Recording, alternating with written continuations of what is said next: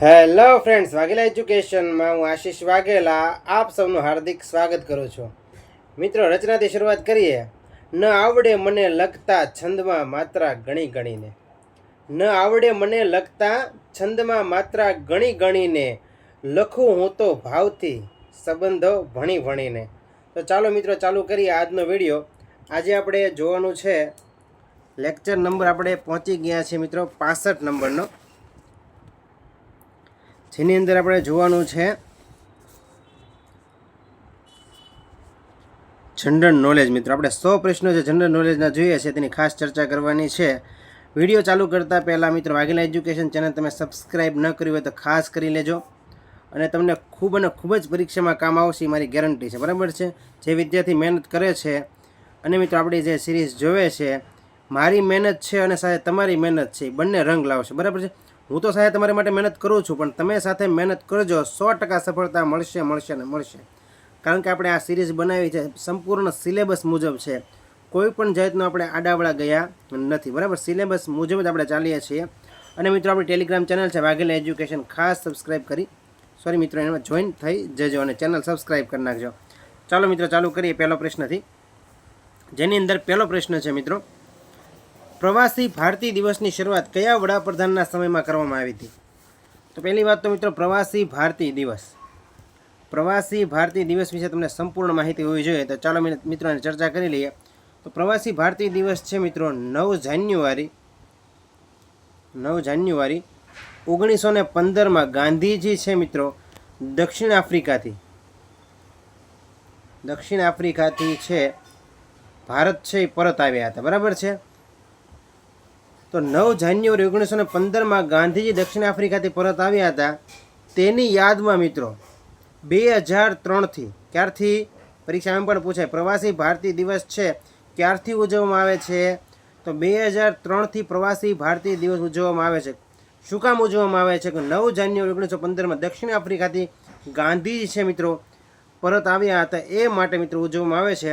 અને વડાપ્રધાન કહેતો અટલ બિહારી વાજપેયી. આપણે પ્રશ્ન જોયો છે, આપણે અટલ બિહારી વાજપેયીના સમયમાં છે, વડાપ્રધાનના સમયમાં છે પ્રવાસી ભારતીય દિવસની શરૂઆત કરવામાં આવી હતી. પરંતુ મિત્રો, બીજી વસ્તુ પણ યાદ રાખો, સાથે મોસ્ટ ઇમ્પોર્ટન્ટ છે.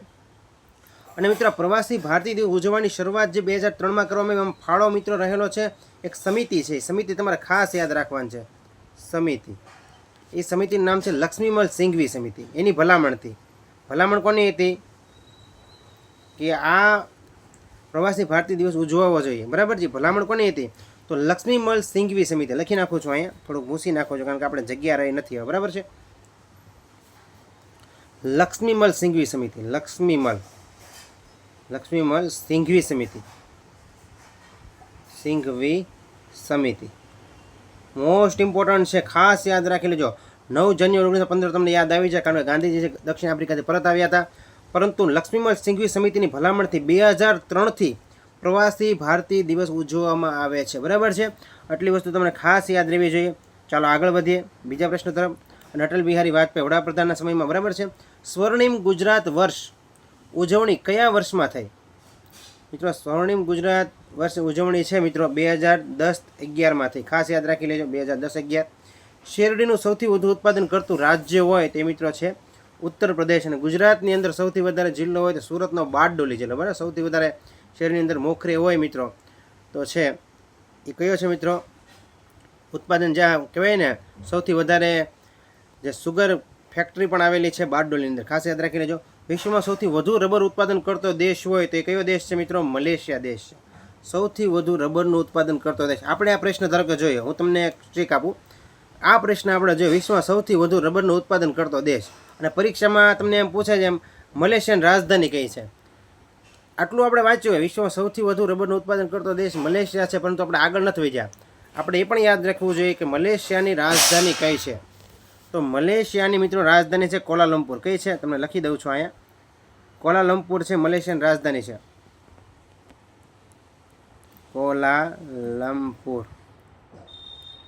કોલાલંપુર. બરાબર છે?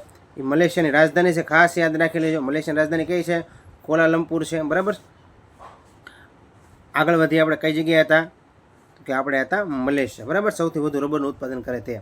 ભારતમાં સૌથી વધુ ગરીબી પ્રમાણ ધરાવતું રાજ્ય હોય, ગરીબીનું પ્રમાણ ધરાવતું રાજ્ય, એ મિત્રો છે છત્તીસગઢ. છત્તીસગઢની રાજધાની કઈ છે? રાયપુર છે. નામ ફરી નાખ્યું છે, અટલનગર કરી નાખ્યું છે, પણ તમને ખબર હોવી જોઈએ. એના પછી આગળ વધીએ આપણે.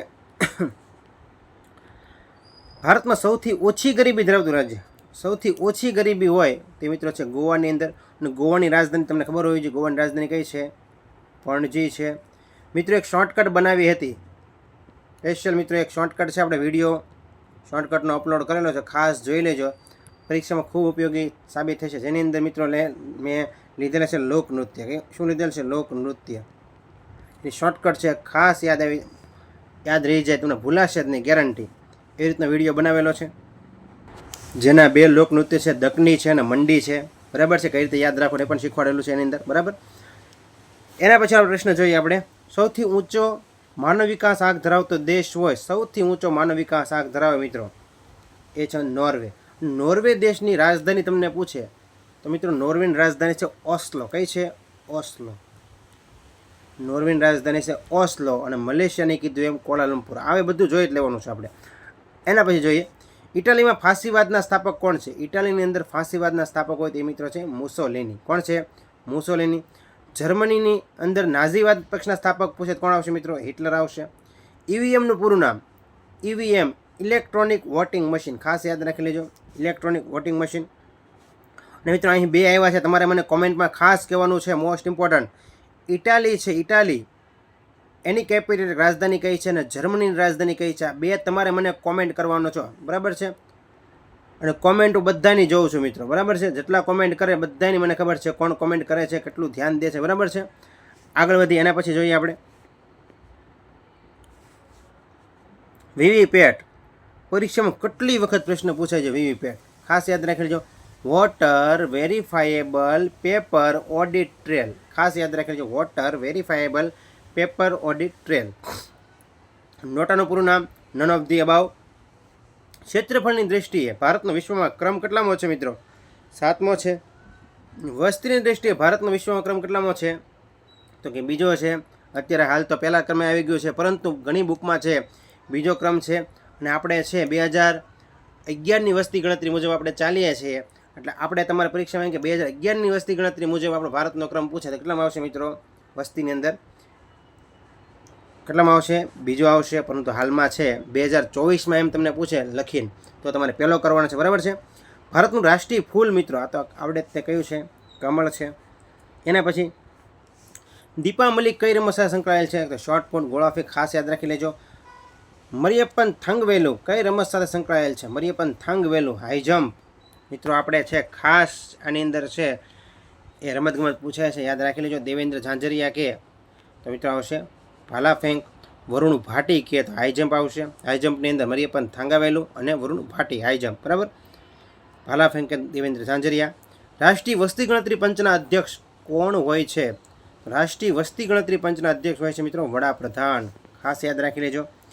એના પછી એ પહેલાં મિત્રો એક નાની એવી જાહેરાત. તમે મિત્રો વિડીયો પોઝ કરીને છે એ જોઈ શકો છો અહીંયા, જેને વાઘેલા એજ્યુકેશન અંદર છે 31 થી 51. ખાસ આપણે મિત્રો 1 થી 1 to 51 ટોટલ. બરાબર છે? પીડીએફ જેને લેવી હોય છે, મોસ્ટ ઇમ્પોર્ટન્ટ પીડીએફ છે. ખાસ મિત્રો છેલ્લે રિવિઝનમાં તમારે કામ આવશે. પીડીએફ લેવી હોય તો તમે આ પેમેન્ટ છે આ નંબર પર કરી શકો છો અને પીડીએફ છે એ વોટ્સઅપમાં મેળવી શકો છો. અને ખાસ મિત્રો ગણિતના સોલ્યુશન છે એ વિડીયોમાં જ જોવાનું રહેશે. આગળ વધીએ. રાષ્ટ્રીય વસ્તી ગણતરી પંચના ઉપાધ્યક્ષ કોણ હોય છે? તો રાષ્ટ્રીય વસ્તી ગણતરી પંચના ઉપાધ્યક્ષ કોણ હોય છે? નીતિ પંચના ઉપાધ્યક્ષ. હવે આપણને ખબર હોવી જોઈએ કે નીતિ પંચ છે મિત્રો એના અધ્યક્ષ કોણ હોય છે? તો કે વડાપ્રધાન હોય છે. એવી રીતે વસ્તી ગણતરી પંચના અધ્યક્ષ કોણ હોય છે? વડાપ્રધાન હોય છે. અને નીતિ પંચના ઉપાધ્યક્ષ છે, નીતિ પંચના ઉપાધ્યક્ષ એ જ તે મિત્રો છે રાષ્ટ્રીય વસ્તી ગણતરી પંચના છે ઉપાધ્યક્ષ હોય છે. બરાબર છે? જાહેર હિસાબી સમિતિના અધ્યક્ષ કોણ હોય છે? પહેલાં તો નીતિ પંચ, national institution transforming India, national institution for transforming India. એ પહેલાં મિત્રોનું નામ હતું આયોજન પંચ. શું હતું? આયોજન પંચ. 15 માર્ચ 1950ની અંદર આયોજન પંચની સ્થાપના થઈ હતી. આયોજન પંચના અધ્યક્ષ છે મિત્રો એ હોદ્દાની રૂએ કોણ હોય છે? વડાપ્રધાન હોય છે. એ પણ તમને ખબર હોવી જોઈએ. બરાબર છે? ખાસ યાદ રાખી લેજો. આયોજન પંચની સ્થાપના 15 માર્ચ 1950ની અંદર આયોજન પંચની સ્થાપના થઈ હતી. અને હવે મિત્રો છે એ નીતિ પંચ તરીકે ઓળખાય છે, national institution for transforming India, ખાસ યાદ રાખી લેજો. એના પછી મિત્રો પ્રશ્ન છે જાહેર હિસાબી સમિતિના અધ્યક્ષ કોણ હોય છે? એટલે જાહેર હિસાબ સમિતિના મિત્રો છે અધ્યક્ષ છે વિરોધ પક્ષના નેતા હોય છે, બરાબર છે, વિરોધ પક્ષના નેતા હોય છે. એની અંદર મિત્રો લોકસભાના ટોટલ છે એ 15 અને રાજ્યસભાના 7 સભ્યો હોય છે, ખાસ યાદ રાખી લેજો. એના પછી પ્રશ્ન જોઈએ આપણે, રાષ્ટ્રીય માનવ અધિકાર પંચના અધ્યક્ષ કોણ બની શકે છે? રાષ્ટ્રીય માનવ અધિકાર પંચના અધ્યક્ષ બની શકે છે ભારતના ભૂતપૂર્વ મુખ્ય ન્યાયાધીશ. કોણ આવશે? ભારતના ભૂતપૂર્વ મુખ્ય ન્યાયાધીશ હોય છે મિત્રો, એ રાષ્ટ્રીય માનવ અધિકાર પંચના અધ્યક્ષ બની શકે છે, યાદ રાખી લેજો. નાણાં પંચની જોગવાઈ ભારતના બંધારણના કયા ભાગમાં છે? નાણાં પંચની જોગવાઈ છે ભાગ 12 અંદર છે. અનુચ્છેદ તમને કહે 280. કયો અનુચ્છેદ આવશે? 280 અંતર્ગત. નાણાં પંચ કે તો 280, ચૂંટણી પંચ કે ચૂંટણી પંચ તો મિત્રો 324. મોસ્ટ ઇમ્પોર્ટન્ટ અનુચ્છેદ છે, આપણે સ્પેશિયલ અનુચ્છેદનો વિડીયો બનાવેલો છે, જોઈ લેજો. IMP જેટલા છે ને એટલું, બરાબર. એટર્ની જનરલ કે 76, બરાબર છે, કે 148, રાષ્ટ્રપતિ કે તો 52, તો નાણાં પંચ કે તો 280, ભાગ કે તો ભાગ 12 અંદર આવશે. એના પછી છે ભારતમાં સૌપ્રથમ જાહેર સેવા આયોગના અધ્યક્ષ, સૌપ્રથમ જાહેર સેવા આયોગના અધ્યક્ષ કે મિત્રો કોણ આવશે? રોઝ બાર્કર. મોસ્ટ ઇમ્પોર્ટન્ટ, રોઝ બાર્કર યાદ રહેવું જોઈએ, સૌપ્રથમ જાહેર સેવા આયોગના અધ્યક્ષ. એના પછી તાલુકા પંચાયતના સભ્ય કયા નામથી ઓળખાય છે? તાલુકા પંચાયતના સભ્ય છે કયા નામથી ઓળખાય છે? તો કે ડેલિગેટ્સ કહેવાય. તાલુકા પંચાયતના સભ્ય છે અને શું કહેવાય? ડેલિગેટ્સ કહેવાય. નગરપાલિકાના સભ્યને મિત્રો કાઉન્સિલર કહેવાય. શું કહેવાય છે? કાઉન્સિલર. મહાનગરપાલિકાના સભ્યને મિત્રો કોર્પોરેટર કહેવાય. યાદ રાખી લો, જનરલ નોલેજના પ્રશ્નો છે, ખબર હોવી જોઈએ. તાલુકા પંચાયતના સભ્ય હોય ડેલિગેટ્સ કહેવાય, નગરપાલિકાના સભ્યને કાઉન્સિલર કહેવાય, મહાનગરપાલિકાના સભ્ય હોય કોર્પોરેટર કહેવાય. મહાનગરપાલિકાના વડા કયા નામથી ઓળખાય? તો મેયરના નામથી ઓળખાય છે. મહાનગરપાલિકાના વહીવટી વડા મિત્રો છે મ્યુનિસિપલ કમિશનર હોય છે. કોણ હોય છે? Municipal commissioner. એના પછી જોઈએ આપણે નગરપાલિકાના વહીવટી અધિકારી હોય, નગરપાલિકાના વહીવટી અધિકારી તે મિત્રો છે ચીફ ઓફિસર. ખાસ યાદ રાખી લેજો, ચીફ ઓફિસર.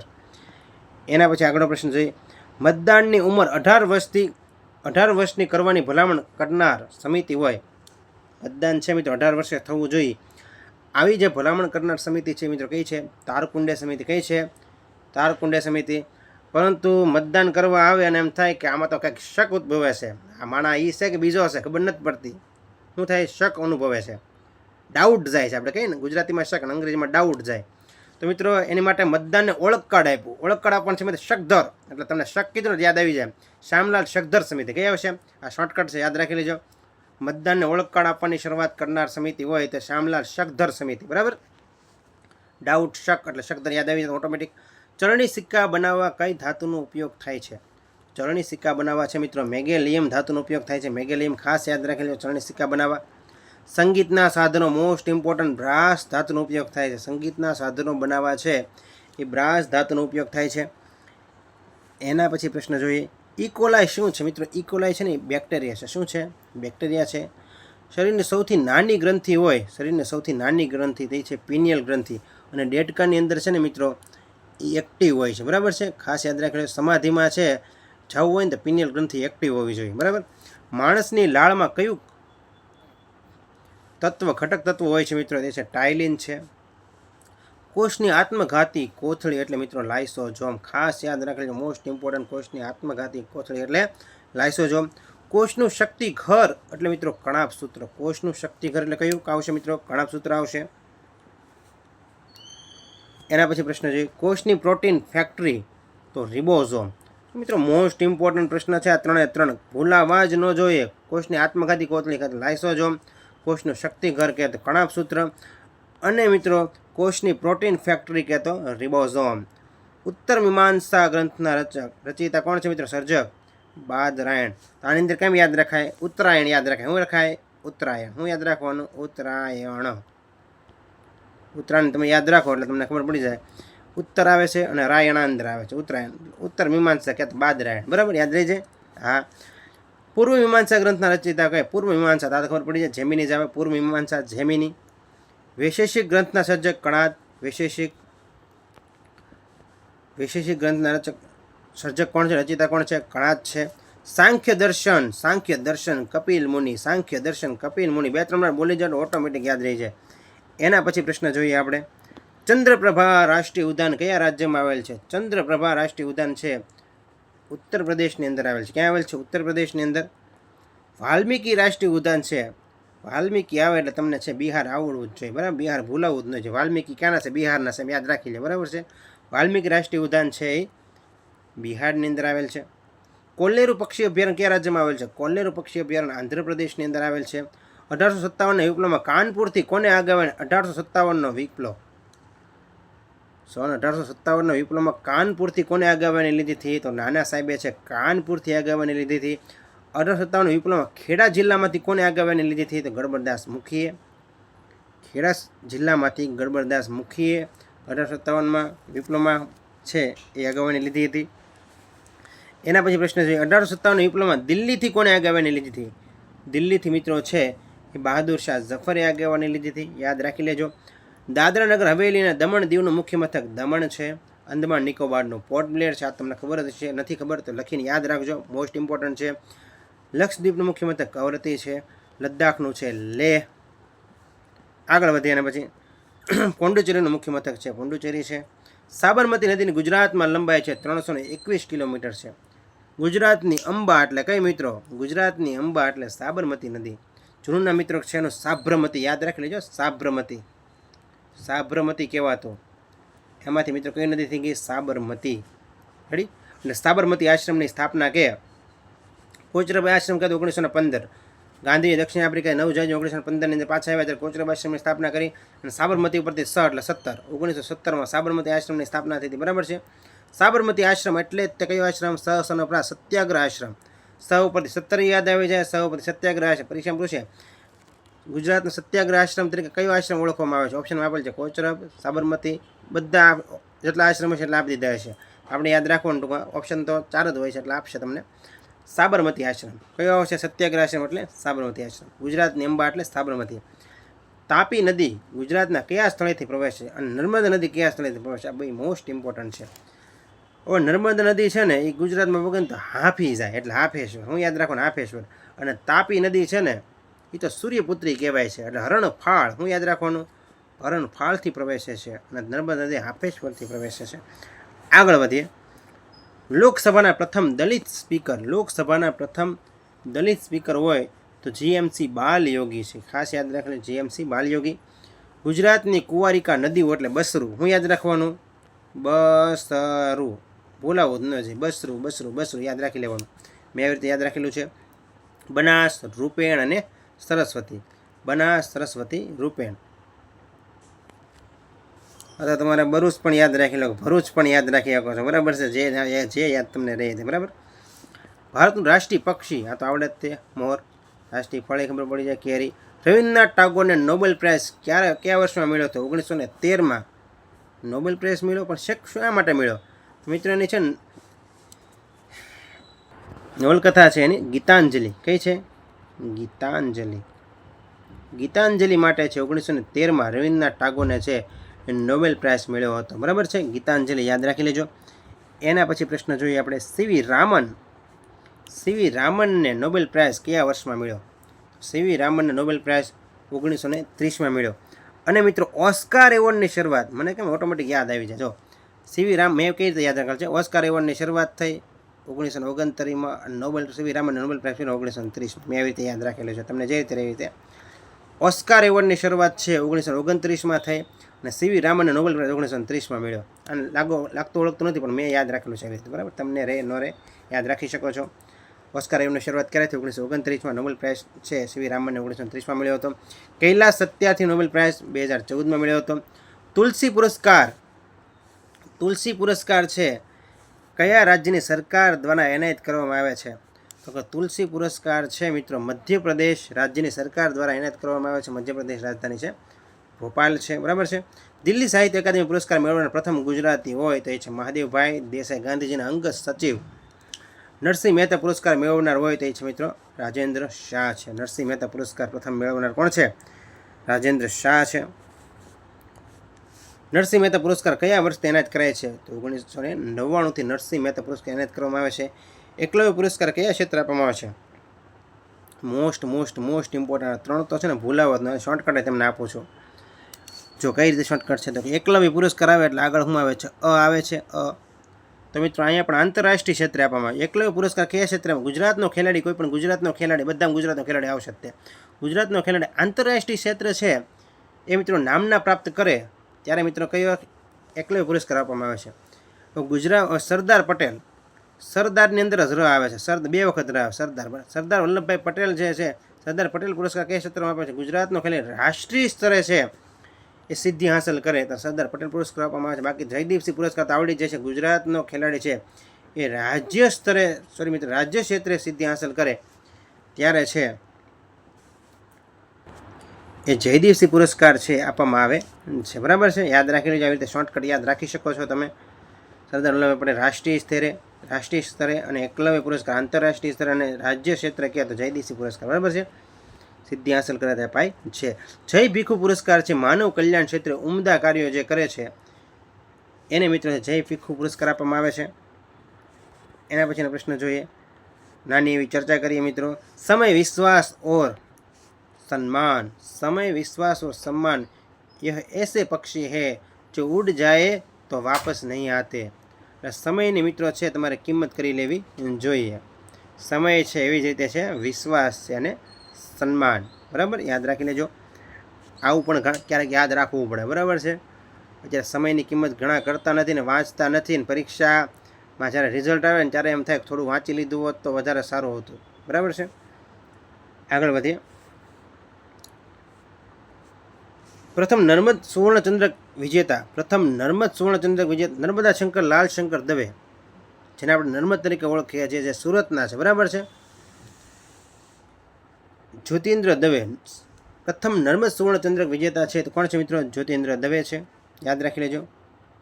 જેનું ઉપનામ અવડવાણિયા છે ગુપ્તા છે. અવડવાણિયા ગુપ્તા એટલે જ્યોતિન્દ્ર દવે ઉપનામ છે. પ્રથમ પદ્મ વિભૂષણ મિત્રો મોસ્ટ ઇમ્પોર્ટન્ટ. પ્રથમ પદ્મશ્રી મેળવનાર, પ્રથમ પદ્મભૂષણ મેળવનાર, પ્રથમ પદ્મ વિભૂષણ મેળવનાર. તમે કઈ રીતે યાદ રહે મિત્રો? પદ્મશ્રી આવે ને, ખાલી પદ્મશ્રી એટલે આવડે શ્રીમતી ભાગ મહેતા. પદ્મશ્રી શ્રીમતી ભાગ મહેતા, પદ્મભૂષણ VL મહેતા, પદ્મ વિભૂષણ ગગન વિહારી મહેતા. અને તમારે ક્રમ યાદ રાખવાનો: પદ્મશ્રી, પદ્મભૂષણ ને પદ્મ વિભૂષણ. ભાગ મહેતા, VL મહેતા અને ગગન વિહારી મહેતા. હું યાદ રાખવાનું? ભાગ મહેતા, VL મહેતા અને ગગન વિહારી મહેતા. આવી જ યાદ રાખવાનું છે. ભાગ મહેતા, VL મહેતા અને ગગન વિહારી મહેતા. પહેલાં પદ્મશ્રી આવશે, પછી પદ્મભૂષણ આવશે, પછી શું આવશે? પદ્મ વિભૂષણ આવશે. શ્રીમતી ભાગ મહેતા, VL મહેતા અને ગગન વિહારી મહેતા. બરાબર છે, આવી રીતે તમારે યાદ રાખવાનું છે, એટલે યાદ રહી જશે. આગળ વધીએ. ઓલિમ્પિકમાં મશાલની શરૂઆત કયા વર્ષથી થઈ? ઓલિમ્પિકમાં મશાલની શરૂઆત છે 1928થી થઈ છે. બરાબર, એના પછી પ્રશ્નની વાત કરીએ આપણે. બિહારના ગાંધી એટલે કોણ મિત્રો? રાજેન્દ્ર પ્રસાદ. આપણા પ્રથમ રાષ્ટ્રપતિ રાજેન્દ્ર પ્રસાદ. પ્રથમ ઉપરાષ્ટ્રપતિ પૂછે તો 5 સપ્ટેમ્બરવાળા કોણ? રાધાકૃષ્ણ સર્વપલ્લી. બરાબર. આંધ્ર કેસરી ઉપનામ કોનું છે? ટી પ્રકાશમ. કોનું છે? ટી પ્રકાશમનું છે. ભારતના ગ્લેસ્ટન ઉપનામ કોનું છે? સુરેન્દ્રનાથ બેનર્જી. ભારતના ગ્લેસ્ટન છે. બરાબર છે, ઉપનામ ભારતના ગ્લેસ્ટન સુરેન્દ્રનાથ બેનર્જી. છોટા તિબેટ ઉપનામ છે એટલે ધર્મશાલા. ધર્મશાલા ક્યાં આવેલું છે? હિમાચલ પ્રદેશની અંદર. જનતાના ચાચા ઇન્દુલાલ યાજ્ઞિક, અમીર નગરીના ગરીબ ફકીર, મહાગુજરાત આંદોલનના પ્રણેતા એટલે કોણ મિત્રો? ઇન્દુલાલ યાજ્ઞિક. જનતાના ચાચા ઇન્દુલાલ યાજ્ઞિક. એના પછી વાત કરીએ. ભારતના પ્રથમ વસ્તી ગણતરી. ભારતના પ્રથમ વસ્તી ગણતરી 1872માં થઈ. ભારતમાં નિયમિત વસ્તી ગણતરી કયા વર્ષથી થઈ? તો નિયમિત વસ્તી ગણતરી ભારતની અંદર 1881માં. જો ખાલી વસ્તી ગણતરી પૂછે 1872, નિયમિત વસ્તી ગણતરી પૂછે 1881. ભારતમાં વસ્તી ગણતરી દર કેટલા વર્ષે થાય છે? તો ભારતમાં દર મિત્રો 10 વર્ષે વસ્તી ગણતરી થાય છે. વસ્તી વિભાજક વર્ષ તરીકે ઓળખે છે. મોસ્ટ ઇમ્પોર્ટન્ટ વસ્તી વિભાજક વર્ષ જો પ્રશ્ન પૂછાય તો 1921 ભૂલવાનું છે નહીં. એના ભારતીય બજેટ વ્યવસ્થાના પ્રણેતા. ભારતીય બજેટ વ્યવસ્થાના પ્રણેતા હોય તો જેમ્સ વિલ્સન. આ બજેટ જ્યાં લાવ્યું છે એ કોણ લાવ્યું મિત્રો? James Wilson. પિતા છે મિત્રો, બજેટના પિતા જેને કહી શકાય, જેમ્સ વિલ્સન. આગળ વધીએ. ગીતા મંદિર. ગ તો વ ને વ તો ગ ને. શું યાદ રાખવાનું? ગ આવે ને ત્યાં મિત્રો વ આવે, અને વ આવે ને ત્યાં શું આવે? ગ આવે. આ શું છે? એ અહીંયા છે. ગીતા મંદિરના સ્થાપક કોણ આવશે? વિદ્યાનંદજી. અને વેદ મંદિરના સ્થાપક કોણ આવશે? ગંગેશ્વરાનંદ. યાદ રહી જશે બંને. એટલે યાદ રાખવાનું, ગ આવે ને ત્યાં જ વ આવે, અને વ આવે ત્યાં ગ આવે. બરાબર છે. ગીતા મંદિરના સ્થાપક સ્વામી વિદ્યાનંદજી અને વેદ મંદિરના સ્થાપક સ્વામી ગંગેશ્વરાનંદ. આ મોસ્ટ ઇમ્પોર્ટન્ટ છે, પૂછાય જાય ને 2 ઓપ્શનમાં આપેલા છે. સ્વામી વિદ્યાનંદજી આપેલા છે અને સ્વામી ગંગેશ્વરાનંદ આપેલા છે. બરાબર. તો ગીતા મંદિરના સ્થાપક છે સ્વામી વિદ્યાનંદજી, વેદ મંદિરના સ્થાપક છે સ્વામી ગંગેશ્વરાનંદ. ભારતીય નવ જાગૃતિના પિતા, મોસ્ટ ઇમ્પોર્ટન્ટ પ્રશ્ન છે. ભારતીય નવ જાગૃતિના પિતા હોય તે કોણ છે? રાજારામ મોહન રાય. ભારતીય સંસ્કૃતિના જ્યોતિર્ધર રામકૃષ્ણ પરમહંસ. કોના ગુરુ છે રામકૃષ્ણ પરમહંસ? સ્વામી વિવેકાનંદના. બરાબર છે. રામકૃષ્ણ પરમહંસ છે ને મિત્રો, અને સાક્ષાત માતાજીએ મહાકાળી માએ રામકૃષ્ણ પરમહંસને દર્શન આપેલા છે. અને સ્વામી વિવેકાનંદ છે એની પાસે ગયા કે તમે ભગવાનને જોયા છે? સ્વામી વિવેકાનંદ બહુ મહેનત કરી ભગવાનને જોવા માટે. રામકૃષ્ણ પરમહંસે કીધું, હા મેં ભગવાનને જોયા છે. શું કીધું? મેં છે ને ભગવાનને જોયા છે, તો મને પણ દર્શન કરાવો, સ્વામી વિવેકાનંદ કહે છે. તો રામકૃષ્ણ પરમહંસ કે હાલો કરાવું દર્શન. સ્વામી વિવેકાનંદ કે અત્યારે નહીં, હું કાલે આવીશ. અત્યારે સ્વામી વિવેકાનંદ એમ થયું કે આજે નથી કરવા, મારે કાલે દર્શન કરવા છે. સ્વામી વિવેકાનંદ કાલે ગયા. અને મિત્રો રામકૃષ્ણ પરમહંસ એવા સક્ષમ સમર્થ ગુરુ હતા જેને સ્વામી વિવેકાનંદને પણ મહાકાળી માના દર્શન કરાવ્યા હતા. બરાબર છે. એ મિત્રો રામકૃષ્ણ પરમહંસ છે. અને તમે ક્યારેક સ્વામી વિવેકાનંદના મેં ઘણા પુસ્તકો વાંચેલા છે અને ઘણી પ્રેરણા મને મળી છે. અને તમે પણ સ્વામી વિવેકાનંદના પુસ્તકો વાંચો, જોશ આવી જશે, જુસ્સો આવી જશે. અને એની અંદર એકાગ્રતા શક્તિ એટલી હતી ને, આપણે કહેવાય ને અટેન્શન એવું હતું ને કે વાત પૂછવામાં. બરાબર છે.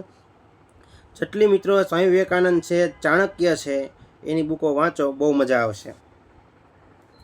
આગળ વધીએ.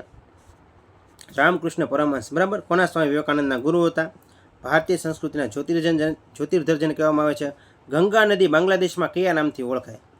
બાંગ્લાદેશમાં ગંગા નદી છે પદ્મા નામે ઓળખાય. કયા નામે ઓળખાય છે? પદ્મા. ખાસ યાદ રાખી લેજો, બાંગ્લાદેશમાં ગંગા છે એ પદ્મા નામે ઓળખાય છે. તેવી જ રીતે છે મિત્રો બ્રહ્મપુત્રા નદી છે બાંગ્લાદેશમાં. જો મિત્રો ગંગા નદી પદ્મા નામે ઓળખાય, તો બ્રહ્મપુત્રા નદી બાંગ્લાદેશમાં છે જમુના નામે ઓળખાય. ઓપ્શનમાં જમુના આપેલું ને તરત ટીક નહીં કરી દેવાનું, કઈ નદી છે જોવાનું. બ્રહ્મપુત્રા નદી છે ને બાંગ્લાદેશમાં જમુના નામે ઓળખાય છે. ગંગા નદી બાંગ્લાદેશમાં પદ્મા નામે ઓળખાય છે. બરાબર છે. ગંગા અને બ્રહ્મપુત્રા બાંગ્લાદેશમાં ભેગી થાય છે તે કયા નામે ઓળખાય છે મિત્રો? હવે પાછી ગંગા નદી અને બ્રહ્મપુત્રા નદી બાંગ્લાદેશમાં છે એ બંને મળે છે, તે કયા નામે ઓળખાય? એ મિત્રો મેઘના નામે ઓળખાય. કયા? મેઘના. બરાબર. નર્મદા નદીની ગુજરાતમાં લંબાઈ, હવે આ ની છે ને થોડુંક આઘું લખાઈ ગયું છે મિત્રો, તમે જોઈ શકો છો અહીંયા. એ આઘું લખવાનું કારણ છે, એક શોર્ટકટ છે. એને માં નથી, એને માં નથી. ગુજરાતી વ્યાકરણનો પ્રશ્ન છે, પરીક્ષામાં આવી જાય. આ બધા શું છે મિત્રો? આ મિત્રો 5 અનુક છે. કેટલા ગુજરાતી વ્યાકરણની અંદર કેટલા અનુક છે? અનુક કહેવાય. શું કહેવાય? 5 અનુક છે. કયા કયા છે? તો કે એને માં નથી. પહેલાં એ છે, પછી મિત્રો ન ઉપરથી, પછી ને છે, પછી માં છે, ન ઉપરથી નો, ની, નુના બધું આવી જાય, અને થી. આ બધું હંમેશા છે ને મિત્રો જોડાઈને જ આવે. તમે જોઈ શકો છો બિહારથી, તો થી છે મિત્રો જોડાઈને આવ્યો છે. તમે જોઈ શકો છો અહીંયા થી છે એ જોડાઈને આવ્યો છે. પછી અહીંયા તમે જોઈ શકો બાંગ્લાદેશમાં, તો મિત્રો માં છે જોડાઈને આવ્યો છે. અનુક છે ને હંમેશા જોડાયેલો જ હોય. બરાબર છે. અહીંયા પણ બાંગ્લાદેશમાં છે. બરાબર છે. તમે જોઈ શકો છો અહીંયા. તો અનુક કેટલા પ્રકારના છે ગુજરાતી વ્યાકરણની અંદર? 5 પ્રકારના અનુકો છે. યાદ રાખી લેજો. આગળ વધીએ આપણે. નર્મદા નદી એટલે ની છે ભેગું આવશે, નોખું લખવાનું કારણ શીખવાડવાનું હતું. નર્મદા નદીની ગુજરાતમાં લંબાઈ છે 160 કિલોમીટર છે. સંયુક્ત રાષ્ટ્ર સંઘમાં સભ્ય દેશ કેટલા છે? 193 છે. 1857ના વિપ્લવમાં બિહારથી આગેવાની કોને લીધી? 1857 વિપ્લવમાં બિહારથી આગેવાની છે મિત્રો કુંવરસિંહે લીધી હતી. કોને લીધી હતી? કુંવરસિંહે છે એ 1857ના વિપ્લવમાં બિહારથી આગેવાની લીધી હતી. કોને મિત્રો? કુંવરસિંહ. યાદ રાખી લેજો. અને આ મોસ્ટ ઇમ્પોર્ટન્ટ પ્રશ્ન છે, ભૂલતા નહીં. બ્રહ્મપુત્રા નદી બાંગ્લાદેશમાં છે જમુના, ગંગા નદી બાંગ્લાદેશમાં પદ્મા, અને ગંગા અને બ્રહ્મપુત્રા બંને નદી મળે એ છે મેઘના નામે ઓળખાય છે. તો મિત્રો આ હતા આપણા 100 પ્રશ્નો. વિડીયો તમને ગમ્યો હોય તો ચેનલને લાઇક કરો, શેર કરો અને સબસ્ક્રાઈબ કરો, જેથી મિત્રો આવનારી અપડેટ છે તમને સમયસર મળતી રહે ફ્રેન્ડ્સ. Thank you friends.